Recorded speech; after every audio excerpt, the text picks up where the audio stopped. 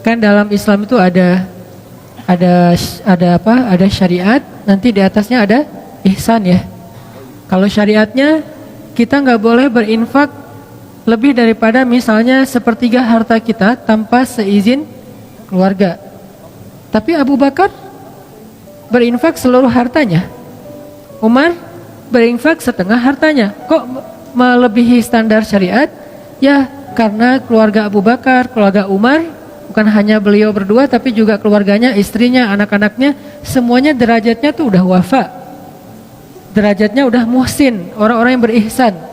Sehingga mereka melakukan sesuatu lebih daripada standar umum yang dilakukan orang lain.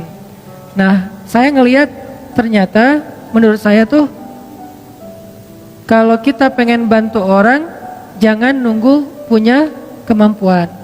Kalau kita pengen nolong orang, jangan nunggu kita dikasih rezeki yang lebih. Tapi sebaliknya, kalau kita pengen dapat rezeki yang lebih, tolong orang. Kalau kita pengen dimampukan, bantu orang. Kalau kita pengen diselesaikan urusan kita, selesaikan urusan orang. Jangan tunggu, gua beresin dulu urusan gua, ntar baru nolong yang lain. Enggak, kebalik. Kalau kita pengen urusan kita cepat beres, cepat diselesain sama Allah, cepat ditolong, cepat dikasih keajaiban, surprise segala macam, ya udah tolong orang dulu. Walaupun kita dalam kondisi susah, justru itu kesempatan buat kita.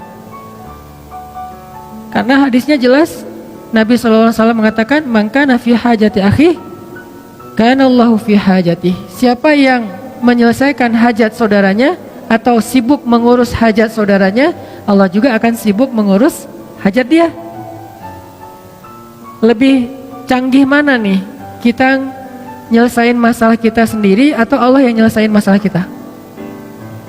Allah yang nyelesain masalah kita. Jadi biar Allah yang beresin masalah kita, tugas kita adalah beresin masalah orang lain. Kayak gitu kaidahnya. Dan itu bukan hanya hadis motivasi. Saya menjadikan semua ayat dan hadis yang saya tahu itu sebagai konsep berpikir, bukan sekedar hadis motivasi. Baca hadis kemudian memotivasi, ayo tolong orang lain, tapi jadikan itu konsep berpikir. Apa bentuk konsep berpikirnya? Begitu kita punya masalah, nyari orang yang juga sama punya masalah. Lo punya masalah nggak? Nggak ada. Kok nggak sih? Cari. Lo punya masalah nggak? Siapa yang punya masalah? Tolong DM saya. Siapa yang punya masalah? Tolong WA saya. Siapa yang punya masalah? Tolong japri saya. Akhirnya berudul banyak banget kan yang datang. Oh, saya punya masalah. Pilih salah satunya yang kita mampu. Kadang-kadang yang kita tolong tuh bukan yang paling darurat, bukan yang paling besar, bukan yang paling sulit, tapi yang paling mungkin kita lakukan.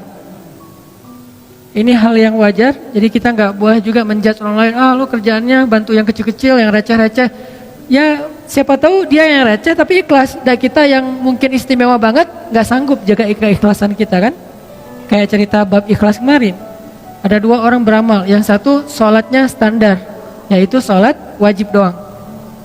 Yang satu lagi plus qobliyah, ba'diyah, duha, tahajud. Mana lebih baik? Yang plus dong. Wajib plus sunnah. Lebih baik yang plus. Tapi kadang-kadang yang plus ini ujian keikhlasan, ujian rianya juga lumayan luar biasa. Kalau yang standar, apa yang mau diriain?